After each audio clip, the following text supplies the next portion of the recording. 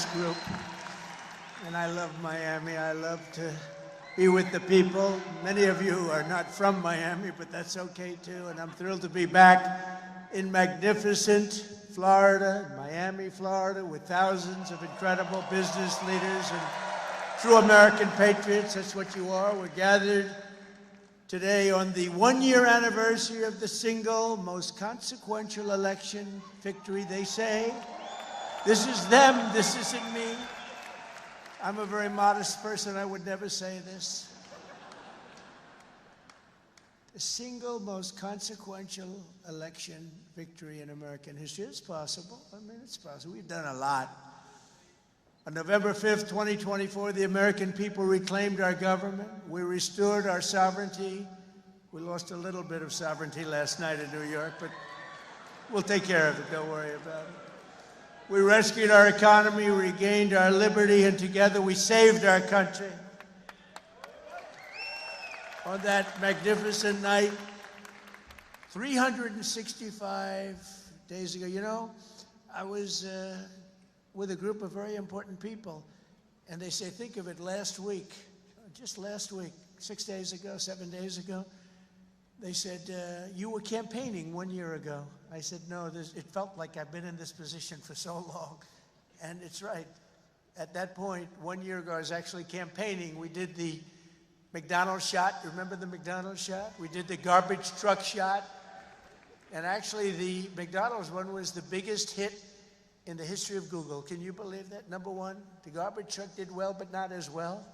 I guess there's something about McDonald's, right? But it worked, and we won a tremendous election. We won all 7 swing states. We won the great state of Florida, by the way, by 1.4 million votes, which is unprecedented.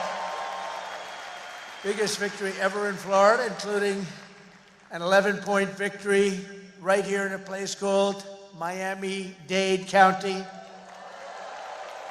We won the popular vote for the first time of any Republican in many decades. We won the Electoral College 312 to 226.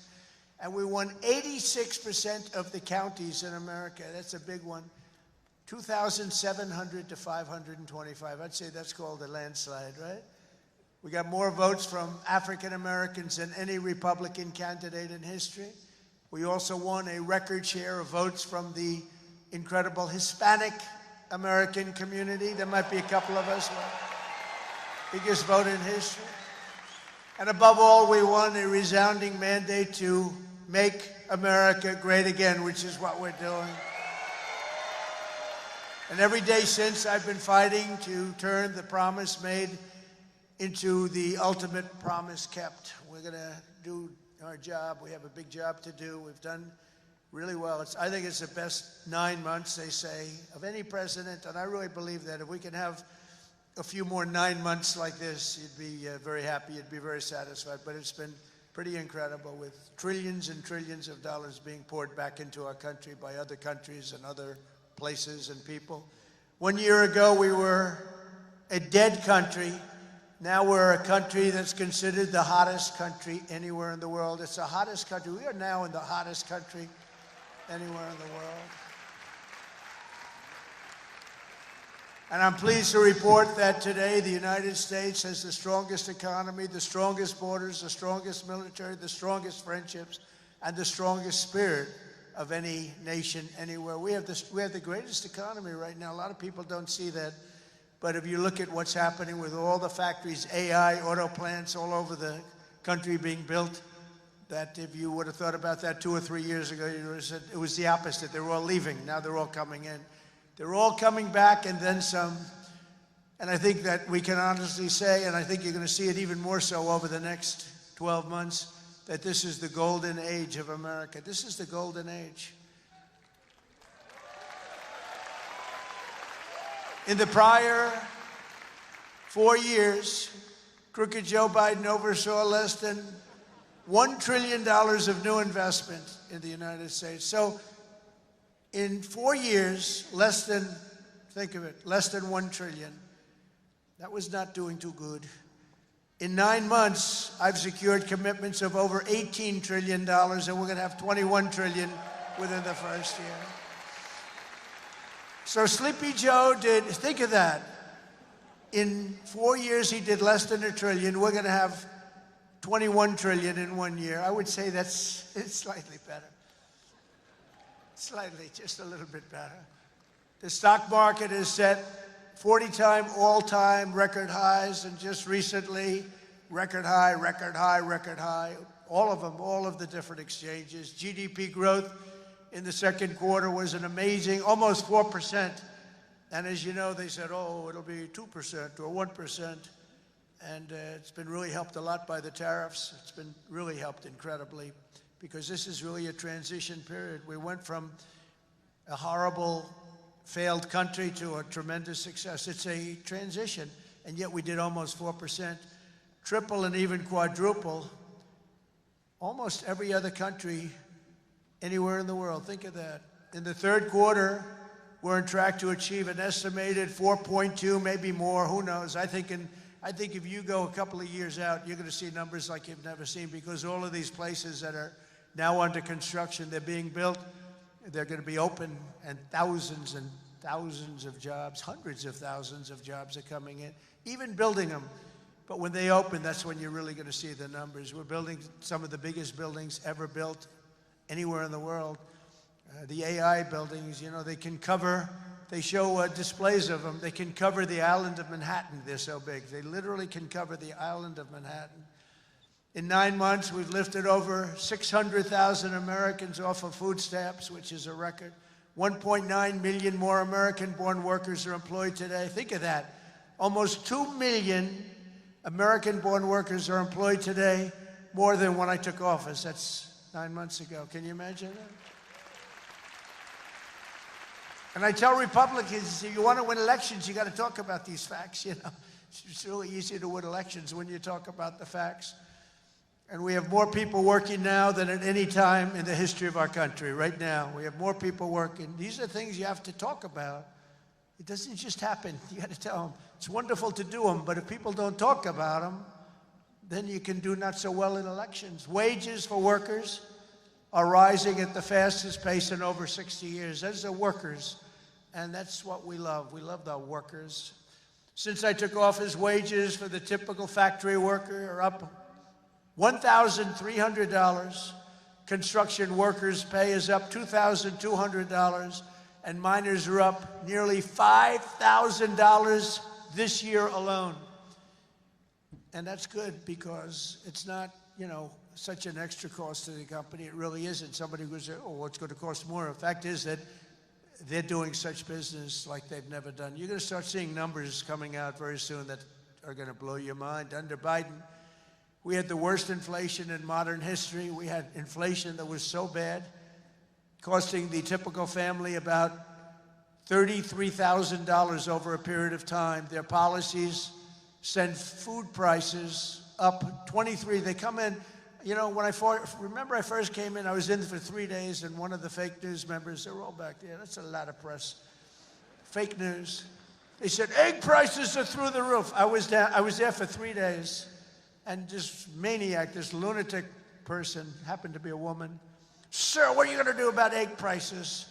And they'd gone up like 4 or 5 times. I said, well, you just told me it has a problem. And people weren't buying Easter eggs. You believe it? I said, we're buying Easter eggs for the White House, for the egg hunt, the famous egg hunt. But within a couple of months, we got them down. We have a great Department of Agriculture headed by Brooke Rollins, and we did a great job, and we got them down to the level they originally were a long time ago. Now we have that in just about everything. And if we don't have it, we get them down. Their policies sent food prices soaring 23%, the Biden policies. And it wasn't him. It was the people surrounding him around the desk. He didn't know what the hell he was doing. Biden. How the hell did that happen? Well, I know how it happened. A rigged election. That's how it happened. Think of the damage done. Although I must tell you, but this is a much more powerful term. I mean, this is a much better term. In one way, it's bad to see how bad people... You're going to see the same thing in New York, by the way. You watch what happens in New York. Terrible. But you're going to see that same thing. And I hope it doesn't happen, but you're going to see it.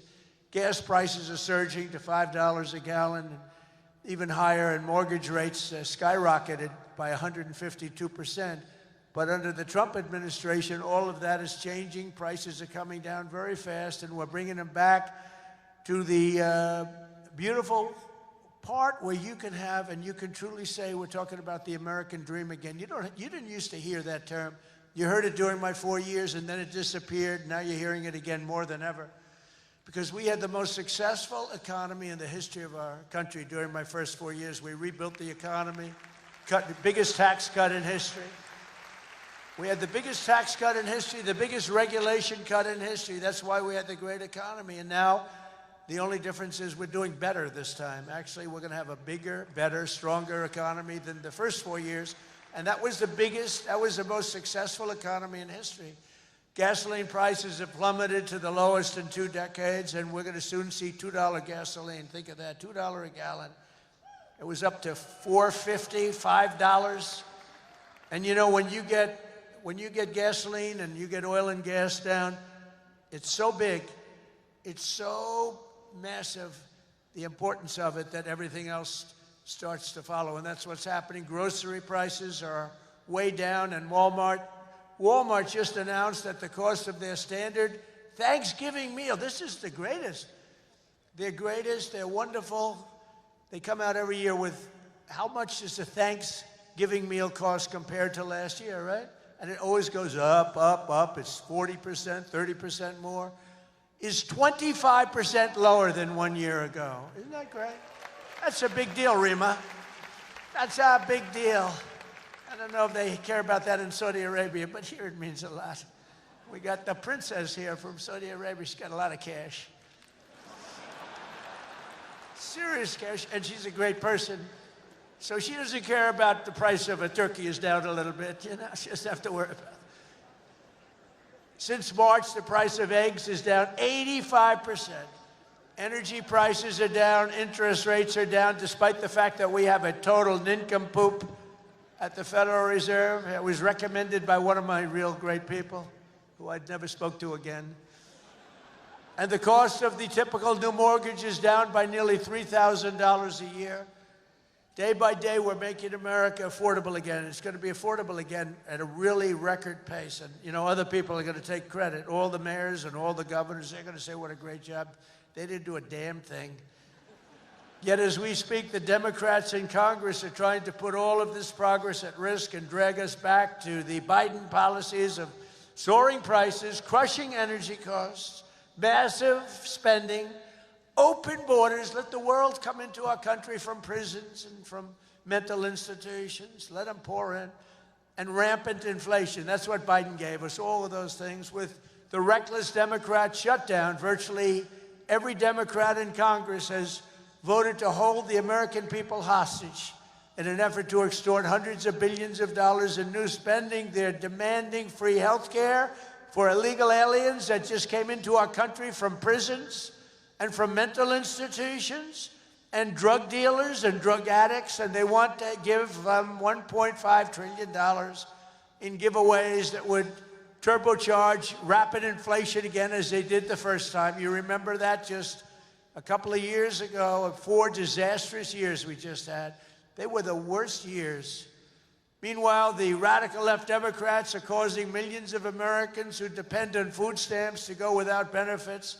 They're forcing federal workers to go without paychecks, and they're stranding thousands of travelers at the airports. And you understand it, and they understand it. All because they want to return to the failed Biden policies that created, and also Obama policies. I watched him the other day up talking, well, Donald Trump is a mean person. I'm not a mean person. I just want to have a country that's great again. Is that okay? I'm not a mean person. He's a mean person. He's a divider. He's a divider. Obama, Barack Hussein Obama. And by the way, ask him how he's doing on his museum library. He's got hundreds of millions of dollars of cost overruns. It's come to a dead halt. He built it in not a particularly good location. He's not into real estate, you know. He doesn't know about location. He doesn't know about location. But he built it in a location that's not going to be too good. But the thing has come to a dead halt. It's way over budget. It's sort of like Gavin Newsom in California.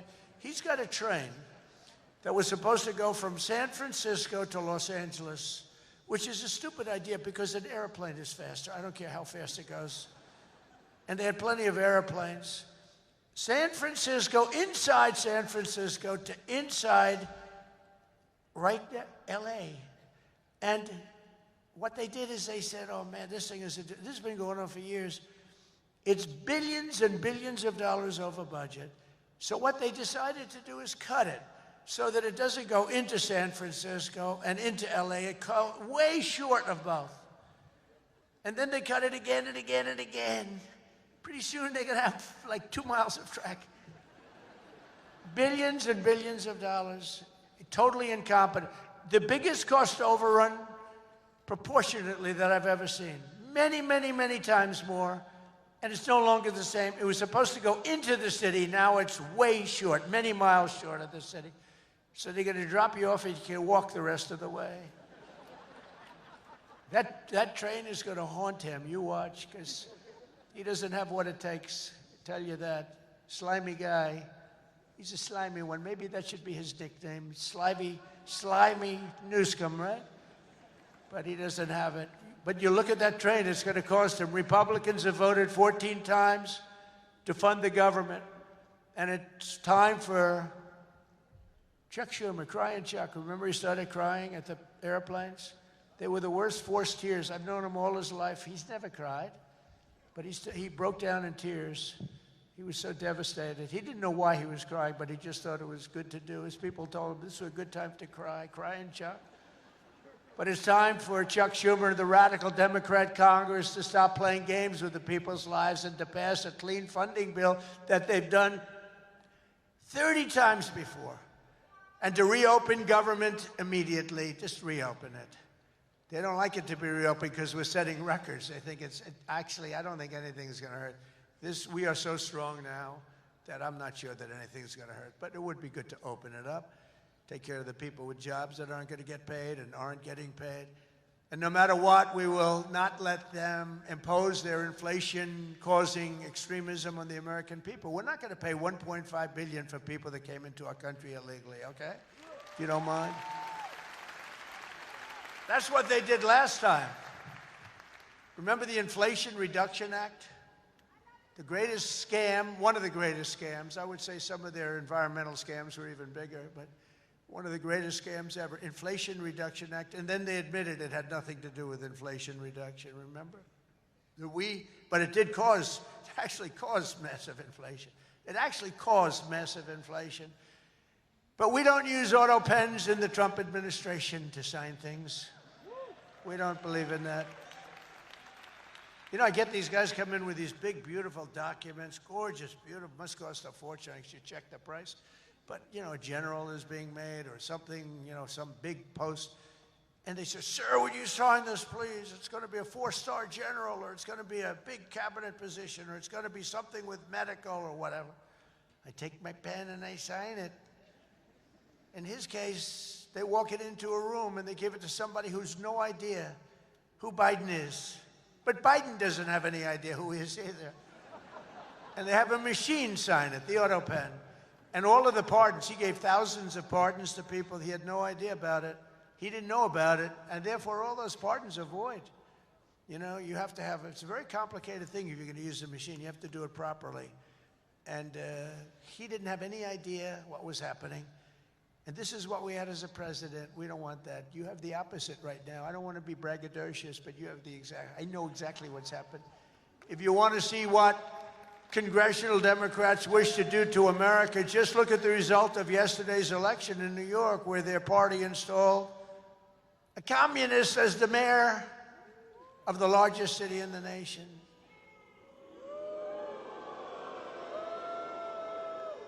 Remember, I've said we will never have a socialist elected to any post in our country. I used to say that, and I was right. We skipped socialist and we put in a communist instead. That didn't work out too well. But as I've warned for many years, our opponents are hell-bent on turning America into a communist Cuba or socialist Venezuela, and you see what happened to those places. For generations, Miami has been a haven for those fleeing communist tyranny in South Africa. I mean, if you take a look at what's going on in parts of South Africa, look at South Africa, what's going on. Look at South America, what's going on. You know, I'm not going to, we have a G20 meeting in South Africa. South Africa shouldn't even be in the Gs anymore because what's happened there is bad. I'm not going. I told them I'm not going. I'm not going to represent our country there. It shouldn't be there.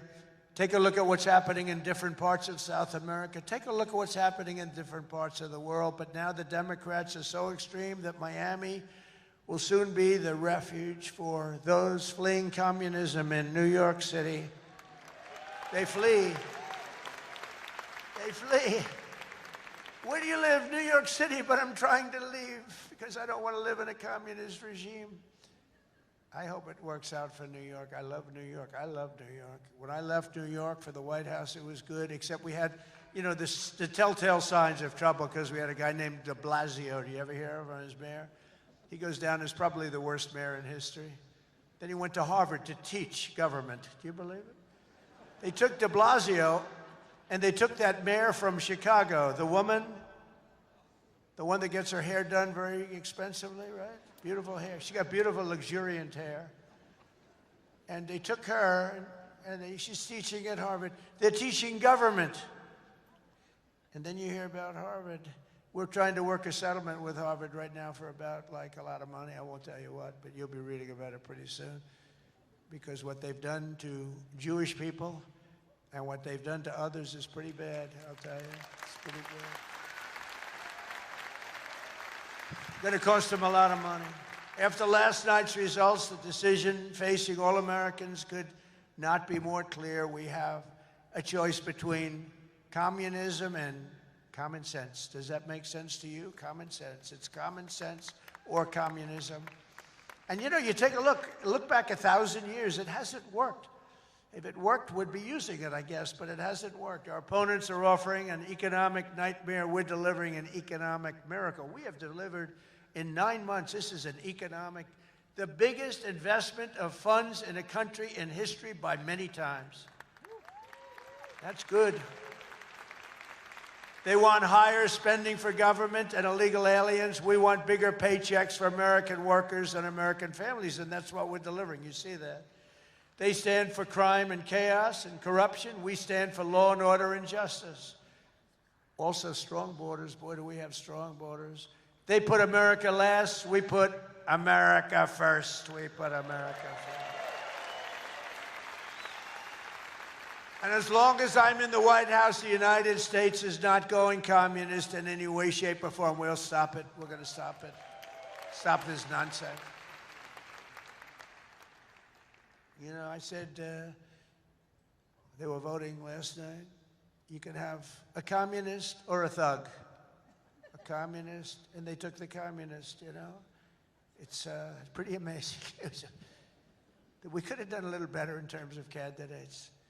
From day one of my administration, I've been fighting every single day to turn around the catastrophe we inherited to make America the best place on the planet Earth to do business, and that's what it is. Right now, we're the #1 place. I'm getting plants approved in 2 weeks. It used to take 20 years before they got rejected. You'd have young people start off. Their whole business was getting a certain plant accepted. 22 years later, they're ready to retire, and they haven't gotten it. And then they go to a vote, and they get rejected after 22. They wasted a whole life looking for an acceptance. We do it in 2 weeks. We make sure it's good. We make sure it's great and proper, environmentally sound. It takes 2 weeks. My goal is to have the best tax rates, the lowest energy cost, the lowest regulatory burden, the most advanced technology, and the fairest trade deals anywhere in the world. You know, we're leading China. We're leading everybody by a lot in AI. And this was my idea, so I'm very proud of it. I said, build your own electric. People would come. We need more electric grid, sir. The electric grid's 200 years old. We need more electric grid. It's old. The electricity that the AI plants need alone is double the entire electricity that we have in the country right now. Can you believe it? So I had this idea. I said, we can't fix the old grid that much. We'll fix it up. We'll keep it going. A little Band-Aid here, a little Band-Aid there. It's old. And I said, here's what we're going to do. We're going to let these geniuses build their own electric generation. So they are building their own electric utility plants. They become a utility, if you think about it. They're building the utility and the electric right alongside. This is where they have their transformers and everything. They're building the most expensive electric plants you've ever seen, generating plants. Some by nuclear, some by oil and gas, some by coal as a substitute. They're building them right next to their plant, and they're incredible. People say they've never seen anything like it because these minds are genius. To them, an electric plant is not complicated. To them, an electric plant is better than the people that produce electricity, although Florida Power and Light is doing a lot of plants for people. They're pretty advanced, I have to tell you. But they're building their own juice next to the plant. Isn't that sort of a cool idea? And you know, when I first proposed that, they came into my office with, they have unlimited money, but they were trying to figure out how they can build it because they had no electric of any consequence. And I said, you're going to build your own plant. I'm going to get you your approvals in 2 weeks, 3 weeks, maybe a month if I'm slow. We have a great man, Lee Zeldin, in charge of the environment. He's incredible. And he's tough, too. He's very tough. But they have their approval in 2-3 weeks. They're dealing with the best experts in the world. They know what they're doing. It's amazing when you see some of the stuff come in, designed by guys with 190 IQs, and then you have an inspector who's not quite as smart as that, inspecting it to see whether or not it's okay, and he has no idea what he's looking at. No idea. But I said, you're designing your own electric plant, and they didn't believe it. They come in 2 weeks later, they say, the biggest problem is electric. I said, you can design your own plant, and we're going to have your approvals within 2 to 4 weeks. And they said, he's really serious about it. They thought I was kidding. It was so good, they couldn't believe it. They'd leave and they couldn't believe it. It took me 2 or 3 times to say it. Yeah, they're designing their own electric plants, and it's unbelievable. And then they're going to sell their excess electricity back into the grid. So we benefit in that way, too. In July, I proudly signed into law the largest tax cuts in American history. Now, that's the second time. I did it the first time, but these are even larger, the great, big, beautiful bill. And that includes no tax on tips, no tax on overtime, no tax on Social Security for our great seniors, no tax on Social Security. I wonder which is the most popular, the no tax on tips. I was in Nevada, in my building in Las Vegas, and I had this beautiful young waitress come up to me. I never talk about beauty anymore because politically, if you mention somebody's beautiful, that's the end of your political career. So I don't mention that she was beautiful, but she was beautiful. And she came up and I said, how you doing? Oh, sir, I'm not doing well. The government is horrible on tips. I said, really? How do they tax? They tax tips?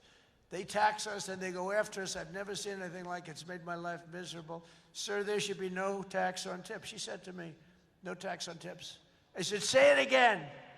She said, sir, there should be no tax on tips. So we had a lot of the fake news waiting for me outside of the restaurant. So I went out, I said, ladies and gentlemen, I have an announcement to make. There will be no tax on tips. That's how it all started. And I won Nevada. Because, in Nevada, every job is basically, you're a waitress or you're working in a hotel. No, that's how it started. So it was amazing. We won Nevada easily, which is usually not a stronghold for Republicans, but it's become a stronghold.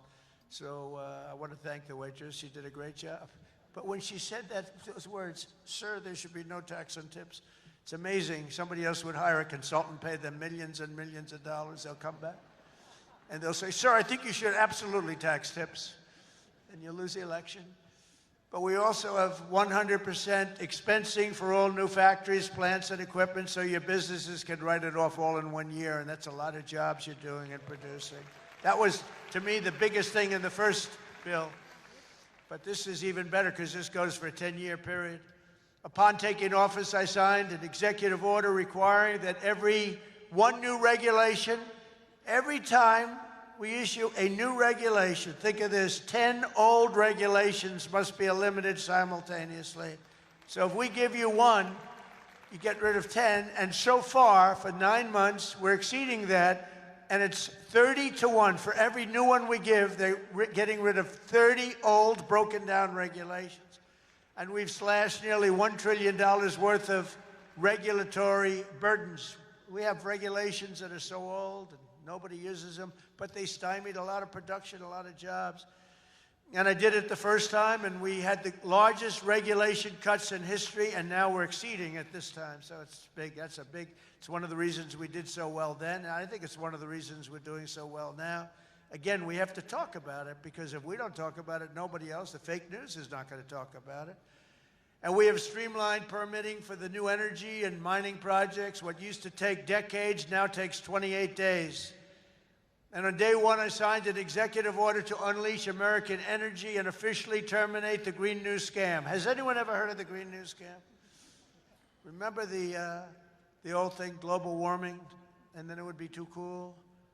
And then they said global cool. They didn't know what the hell to say. So they came up with the greatest: climate change. No matter what, if it goes up, if it goes down, climate change. They're very, very smart people, but not smart for us. They're smart for them. But my policy was very simple. Drill, baby, drill. We're drilling like crazy right now. And to curb inflation, we've slashed the size of government for the first time in years, and we're waging total war on waste, fraud, and abuse like we've never done before. Since January, 100,000 bureaucrats have left the federal payroll. Government spending is down 2.5% this quarter compared to 1 year ago. Think of that. And in stark contrast to last administration, 100% of all new jobs created in America under my administration have been created in the private sector. 100% of the jobs have come from the private sector. Otherwise, you don't have a country.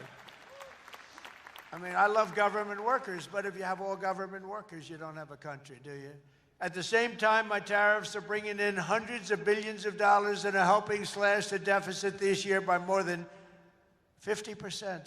Did you see the numbers? We're going to be down 50%, anywhere from 25 to 50, but closer to 50%. Who would think that one? Those are big numbers. Now, take that out 2 or 3 years.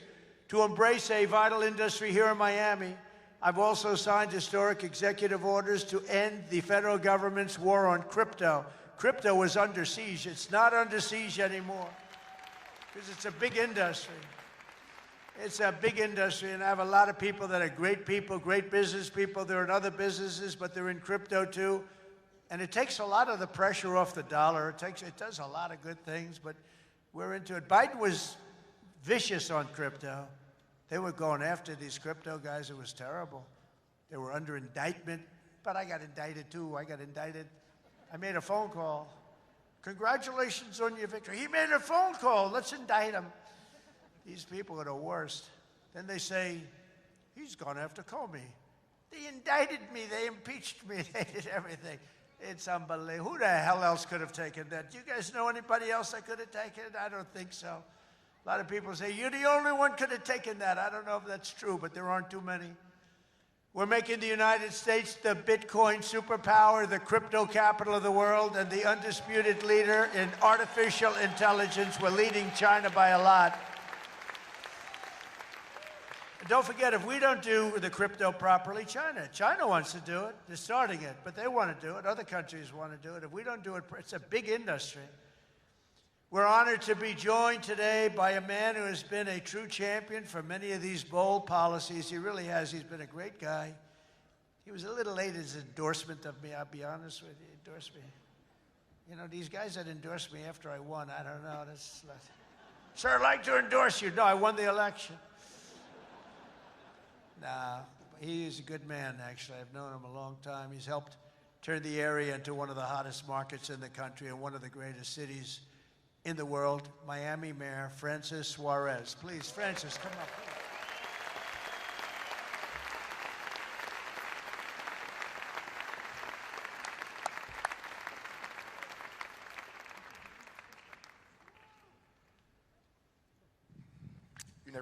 You're never gonna let me forget that one, huh? Thank you, my brother. Thank you, Mr. President. Just a little shorter than you are. Oh, it's truly a great honor to be here with you this afternoon and to have you here once again in the great city of Miami. Your leadership and your vision have shaped not only our nation, but also the future of our city. Miami's success today is rooted in the values that are deeply American: opportunity, freedom, safety, and innovation. These are values that you have championed with conviction, and they are the same values that have made Miami a symbol of what's possible.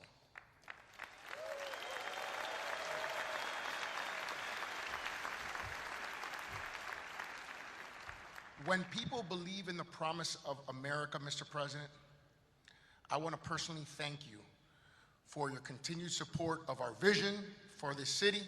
It was an honor to stand beside you in the Oval Office when you announced the next year's G20 right here in the city of Miami.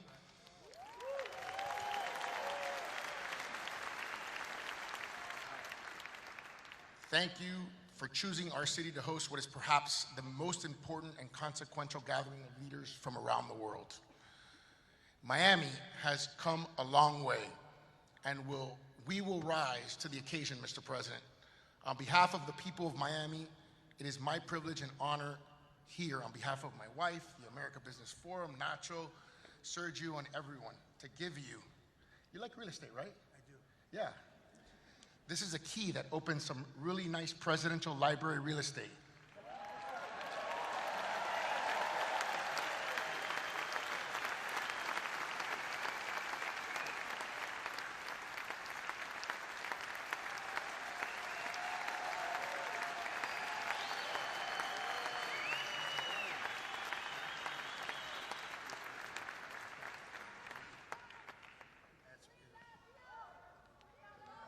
Thank you. Thank you very much, Francis. I appreciate it. And you know, he's really a special guy. I'm going to take this, I'm going to put it in the White House, and then I'm going to move it to Doral in about 3.5 years. We put it right in Doral, right? In the lobby of Doral. A lot of people from Doral. Well, thank you. That's a great honor. I also want to thank a man who's been unbelievable in terms of Israel and so many other things. He was a great real estate developer, but he had a great personality. And you need a personality for this. And I said, he's just as good as there is, and he's done so well. And you look at what's happened with Israel. We have peace in the Middle East. Can you believe it? Peace in the Middle East. And he's special envoy Steve Witkoff. Steve, where are you, Steve? Wherever you may be. Where are you? Steve, thank you. What a job you've done. Thank you very much. What a job he's done. That guy's got that personality. Now, I wanted a deal maker, but, you know, a lot of deal makers don't have good personalities. You end up in a war. They make the deal, but you end up in a war. This guy, everybody loved him for years. I've known it. And he was the right guy for the job. Peace in the Middle East. 3,000 years. They've never had peace in the Middle East. We're going to have it, too. We're doing well. Just keeps going along, and we just had a meeting. It's even more and more so, and so many people in this room are very much into Israel and the Middle East, and it's been amazing what we've been able to do, and you've done such a big part of it, along with a very special young genius named Jared Kushner, who helped you so much. Stand up, Jared. And he's the father of the Abraham Accords, right? He's the father of the Abraham Accords. And by the way, my granddaughter, Arabella, would you stand up, Arabella? She looks so great. I said, how are your marks in school, Arabella? Grandpa, I have all A's and A pluses, you know that. Like it was a stupid question I asked her, right?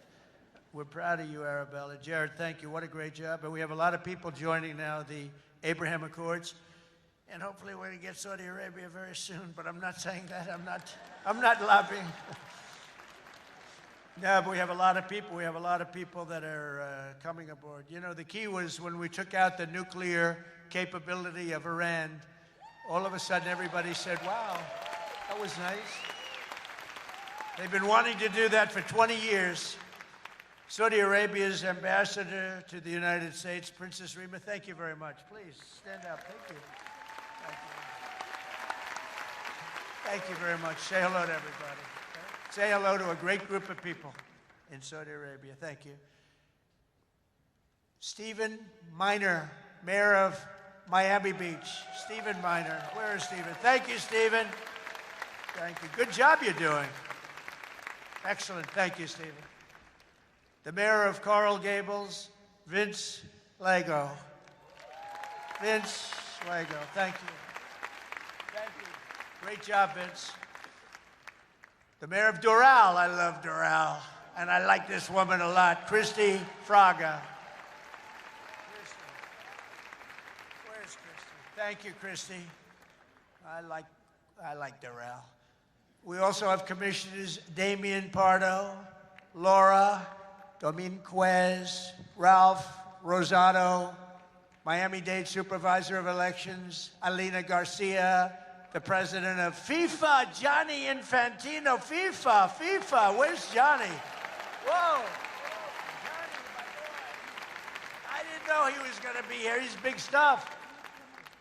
And the world, look, you know, Johnny and I worked the deal originally, and it looked like I wasn't going to be president because it was in this term, right? So when they rigged the election, I said, oh, man, I have to run again because I want to be president when they have the World Cup, right? And look what happens, Johnny. I'm president when we have the World Cup. It wasn't supposed to be that way. But I can only tell you that the tickets are selling at numbers and record like they've never sold ever before. I heard you just told me that they're doing record business, right? We had the World Cup coming. Think of it, we have the World Cup coming, we have 250 coming, and we have the Olympics. 250 is 250 years of age. And we have UFC at the White House, by the way, on June 14th. That's going to be at the White House. That's going to be a tough ticket. That's UFC. But we have, think of it, Johnny is there with FIFA, and we have the Olympics. We have it all coming. It's all this thing. I'm glad I'm sort of happy the way things worked out, you know? It's turned out to be as good as it could be. I think we've made more progress than we ever could have made in the second term. I think this is really more progress being made. We also have Formula One CEO Stefano Domenicali, and where's Stefano? Very good. That's big stuff. We have a lot of big people here today. We also have a gentleman who called my election successfully. He said, and Donald Trump will be the next president of the United States. Got a great voice. Brett Baer. Where's Brett Baer? Brett Baer. Where is he? And his son is with him, Paul. Paul's a very good golfer, so is Brett. Thank you, Brett. He's doing an interview with me right after the... Oh, is that Paul? Stand up, Paul. Paul, did we take your father easily in golf? Tell me, huh? That was easy, right? Get ready. We'll do it again. Thank you very much, Paul. You look great. Also, I want to thank your two great senators, Ashley Moody and Rick Scott. And, you know, I just left them. Believe it or not, I had a meeting with all the senators this morning. I gave them my vision because, frankly, it's always nice to have good vision. And they are two terrific senators, and they're in Washington working hard, and they were going to come. And I said, do me a favor, stay back and work on the things you're working on. They're working on really things. And Ashley is in the election. Rick just won his election. They're two great senators that you have right here in Florida. So that's really good. And they're working to make America great again. So I said, stay back in Washington. Together with many of the people here today, we've achieved more in 9 months than most administrations achieve in 8 years. It's true. We've really done a lot. We inherited the worst border in history, and within a matter of weeks, we turned it into the strongest border anywhere in the world, and they have some pretty strong borders, but we have literally no people coming through. They do come in. They come in legally. You know, we want people to come in. We want to make it real easy for them, actually, but they come in legally. So you have to know that. We just don't want criminals coming in. We don't want people from prisons. We don't want prisons dumped into our country like Venezuela did. They emptied their prisons into our country. We don't want that, right? For months in a row, 0 illegal aliens have been admitted into the United States. 0. They actually announced it. This is an official 0. Remember when Biden said, I have no control over the border? Millions of people pouring through, not people that you could look at them, not that we discriminate. You could look at them and say, these are not going to be perfect for our country. They were rough people that they let in. They had 11,888 murderers, 50% of which murdered more than one people. We don't want them. We're getting a lot of them out. Hopefully we're going to soon have all of them the hell out of here. Either out of here or we have to put them in jail because they're so dangerous. Some are so dangerous we don't want to bring them out. We'll just make sure they never come back in. But this is what they were putting in our country, and it's a disgrace. On day one, I signed an executive order to designate the drug cartels as foreign terrorist organizations. We had a big, strong, positive number come out just recently. The drugs coming into our country are way down. I'll tell you where they're really way down is drugs coming in through water. People are saying, no thanks. I don't think I want to ride in that boat today, please. We want you to take these drugs into the United States. You know what? I think I'll take a pass, sir. The drugs coming in by border are not much. Every boat that we hit kills, think of this, if it gets through, kills 25,000 Americans plus, but 25,000 Americans. Every time we hit a boat, we save 25,000 lives. Got to look at it that way. And we're arresting and removing thousands and thousands of dangerous gang members, MS-13, Tren de Aragua, all these gang members are being thrown the hell out of our country. And if you look at Washington, D.C., it's now a safe community.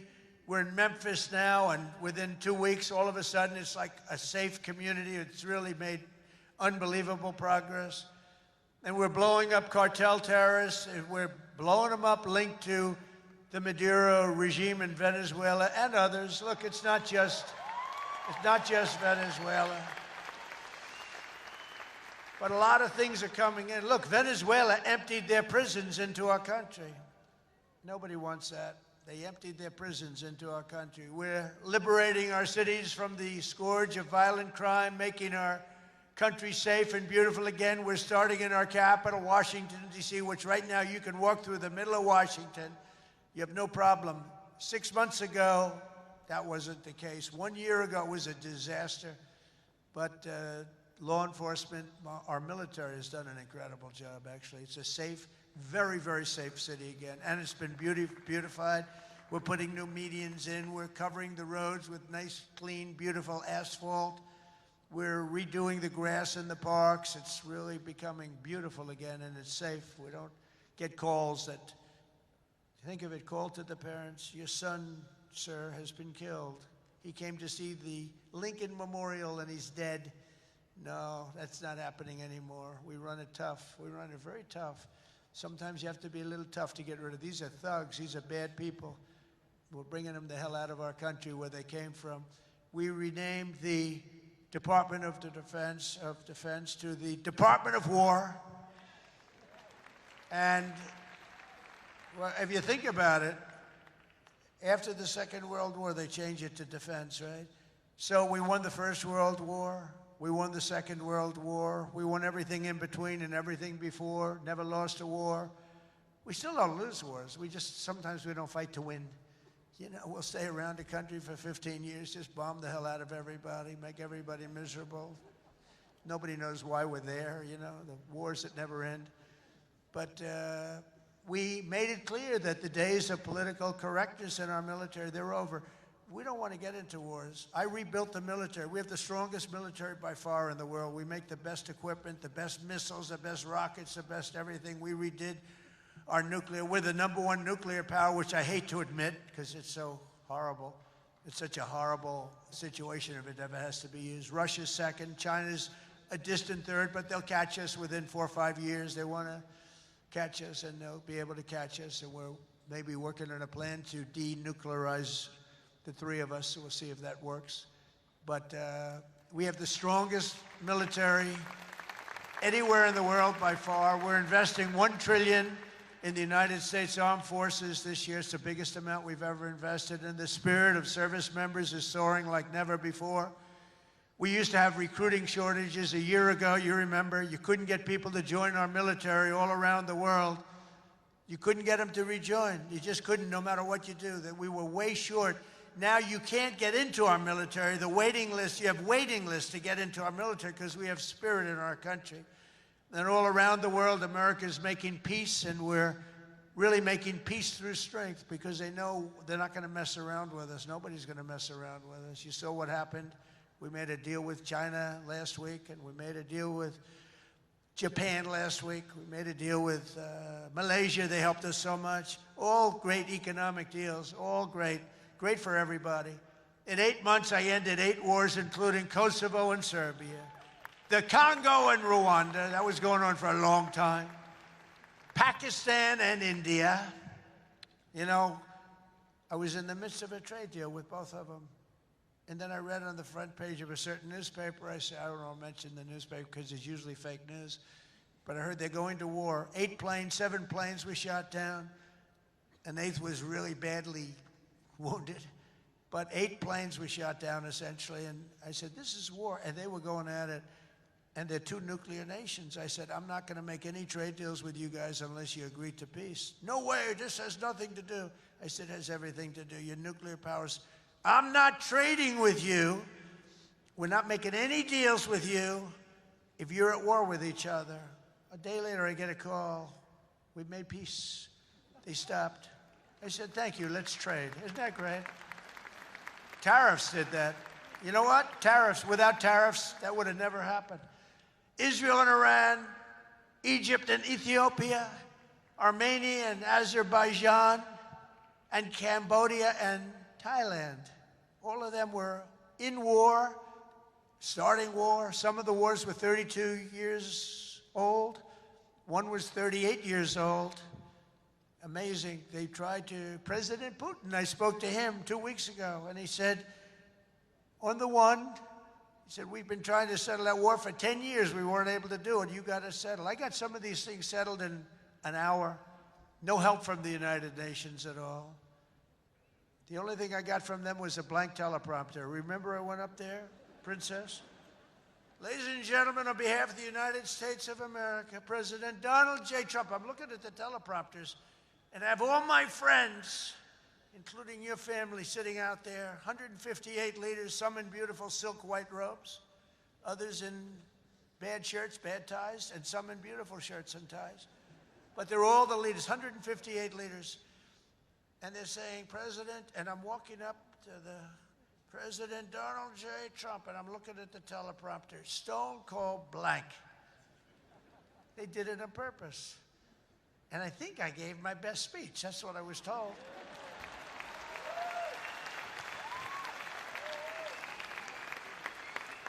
But it still wasn't a great feeling. I'm walking up very slowly. You know, I'm 20 feet. I'm trying to walk slowly because I see it's not working. They're dead.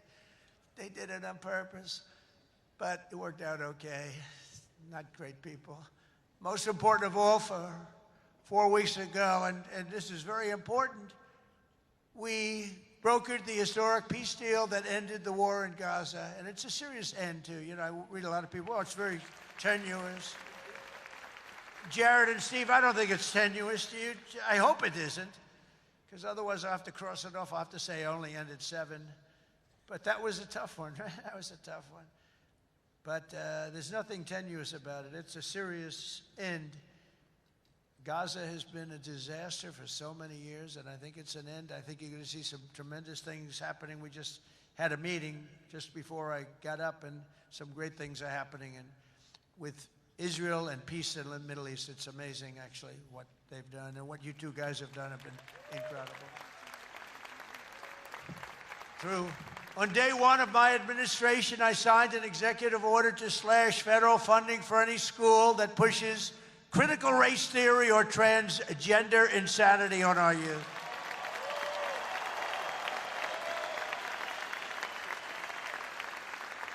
And we completely banned the chemical and surgical mutilation of our children. Think of that. Can you imagine somebody 15 years ago saying we stopped the surgical mutilation of our children? We stopped the chemical mutilation of our children. Can you imagine that? They would have said, this guy's crazy. And now you're saying, thank you very much, because you know it's true. How about this one? We got men out of women's sports. It's over. It's over. Men out of women's sports. They had a race here, the long distance, the super, I don't know what the hell, a race, one of these all-day races. They had the top women, the top men. The man won by 5 hours and 18 seconds, okay? What the hell? How about the weightlifting? 218 pounds by women. That's a lot to lift over your head, Rima. I don't know if you might be able to do it. 218 pounds or whatever was the record. A man beat the record by 100 pounds. It stood for like 17 years or something. A man beat the record by 100 pounds. He was a failed male weightlifter, but as a female, he did very well. That's a record that won't. This is a thing that stood. They'd put a quarter of an ounce and a quarter of an ounce on each. 18 years the record stood. Then a guy comes along, ping, ping. This is a crazy. These people are crazy. And Mandami, whatever the hell his name is in New York. No. He thinks it's wonderful to have men playing in women's sports. The swimming's good too, you know? You know the story. Records are being beaten by numbers that nobody's ever seen, nobody ever thought possible. But a lot of those records are being changed back to where they should be. And I made it the official policy of the United States government that there are only two genders, male and female.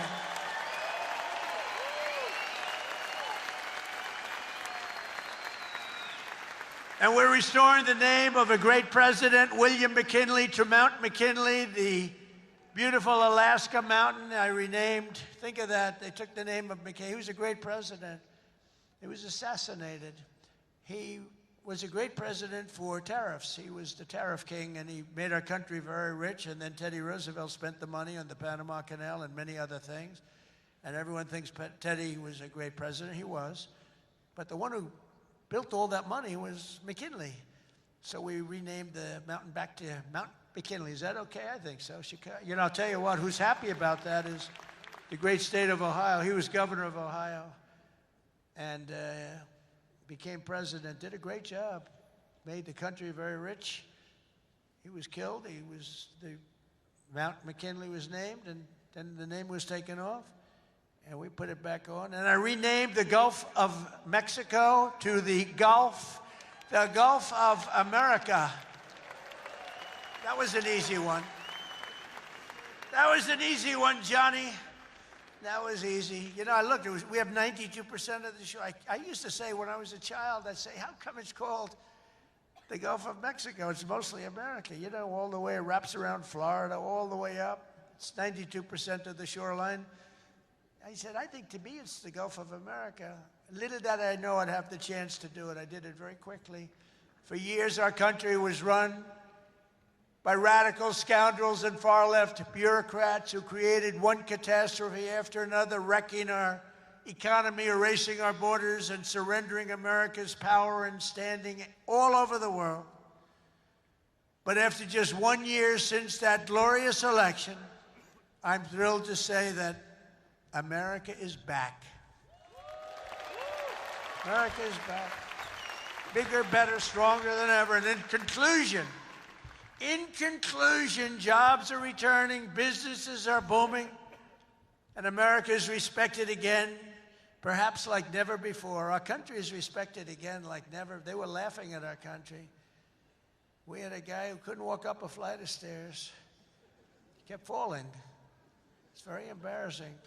You know, at Air Force One, I go, sir, would you like the short stairs or the long? I say, give me the long every single time, please. The short ones, they call them the children's stairs. I don't want the children's stairs. Doesn't look so good coming out of the children's stairs. Now, if the weather's bad, it's okay, right? If you don't mind. But the communists, Marxists, socialists, and globalists had their chance, and they delivered nothing but disaster. And now let's see how a communist does in New York. We're going to see how that works out. And we'll help them. We'll help them. We want New York to be successful. We'll help them a little bit, maybe. For all of these failed and discredited, really discredited if you think, ideologies of the past, their day is over, their grip is broken, and their time is absolutely done. The golden age of America has begun, and we are just getting started. It's a golden age like you've never seen before. From the steel mills of Pittsburgh to the oil wells of Houston, from the car plants of Detroit, and those car plants are pouring into our country, to the coal mines of West Virginia. Those coal mines are opening up one after another. Clean, beautiful coal. You're not allowed to use the word coal unless you say, in my administration, unless you use 2 words before it. Clean and beautiful. Biden would say, unless you use 2 words before it, here you go, clean. He said, what happened to the other word? Remember those things? You'd say 3 words and mean 2. But the West Virginia mines are doing unbelievable now. Wyoming is doing unbelievable. It's clean, beautiful coal. And from the bright lights of Las Vegas to right here in beautiful Miami, America is proud. America is confident. America is growing and successful. America is a great nation again. We're a great nation again. It's happened faster than I thought. I'll be honest again. We're respected by everybody. We are really, you see the way I get treated. I get treated that way. I guess a little has to do with me, but a lot has to do with the fact that I'm representing this country. America is respected again. America is a great nation again.